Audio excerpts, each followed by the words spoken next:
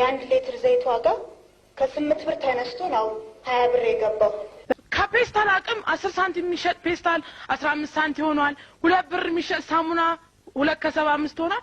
የኑሮ ነገር ሰላም እውነትም የድሮው ኑሮ እና የዘንድሮው ኑሮ ሰማይና ምድር ሆነውብናል። ድሮ 100 ብር ይዘን ገበያ ስንወጣ ዘንቢላችን ሞልተን ተደስተን እንመለስ ነበር። የጎረቤት ፍቅር፣ የመተሳሰብ ባህል ኑሮን ቀለል ያደርገው ነበር።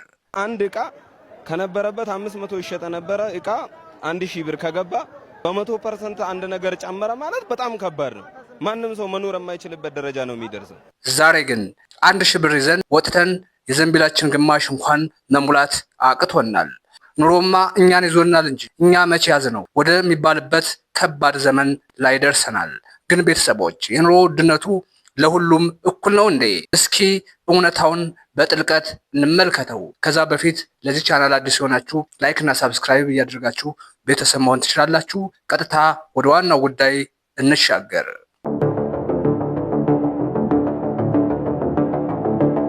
አባቶቻችን የጠገበ ጦመኛ አይመስለውም ማለታቸው እኮ ለዚህ ነው። በአንድ በኩል ማህበረሰቡ ለዕለት ጉርሱ ሲያለቅስ፣ በሌላ በኩል ደግሞ ጥቂት ባለሀብቶችና ስግብግብ ነጋዴዎች በህዝቡ እንባ ላይ እየከበሩ ዘና ብለው ይኖራሉ።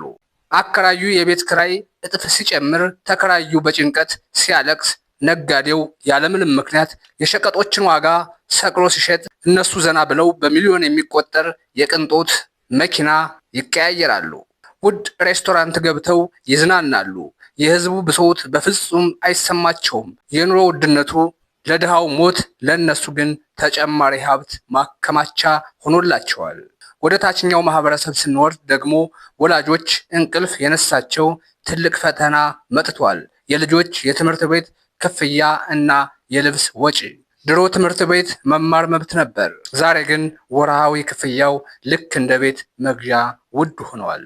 አንድ አባት ወይም እናት ወሩ በደረሰ ቁጥር ለቤት ኪራይ ይክፈሉ፣ ለቀለብ ያስቡ፣ ወይስ ለልጆች ትምህርት ቤት ክፍያ ይጨነቁ?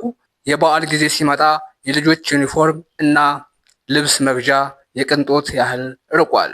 ሲሮጡ የታጠቁት ሲሮጡ ይፈታል እንደሚባለው ወላጅ ቀን ከሌሊት ጥሮ ግሮ የሚያገኛት አነስተኛ ገቢ እንደ ጉም ብን ብላ ትተናለች። ይህን ሁሉ አሳዛኝ የሀብት ልዩነት ስንመለከት ታዲያ መፍትሄው ምንድን ነው ብለን መጠየቃችን አይቀርም። አባቶቻችን ድር ቢያብር አንበሳ ያስር ይላሉ። ባለሀብቱና ነጋዴው የጠገበ ጦመኛ አይመስለውም ከሚባለው አባዜ ወጥቶ ለወገኑ ማዘን ሲጀምር፣ ትምህርት ቤቶች ወላጆችን ሲረዱ፣ አከራዮች ለተከራዮች ሲያዝኑ እና ያለንን ትንሽ ነገር ስንካፈል ብቻ ነው ይሄን የፈተና ጊዜ የምናልፈው።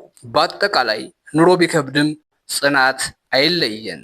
እስኪ እናንተ የጥቂቶች ዘና ማለትና የብዙሃኑ ማልቀስ እንዴት ይታያችኋል? የቤት ኪራይ፣ የትምህርት ቤት ክፍያ እና የኑሮ ውድነትስ ምን ያህል ፈትኗችኋል? ይህን ጥልቅ ትንታኔ የልባችሁን ትርታ ከነካው ቪዲዮውን ላይክ በማድረግ እና ቻናሉን ሳብስክራይብ በማድረግ ቤተሰብ ይሁኑ። አሁንም በሌላ ጉዳይ እስክንገናኝ ድረስ በያላችሁበት ሰላማችሁ ይብዛ። ቻው።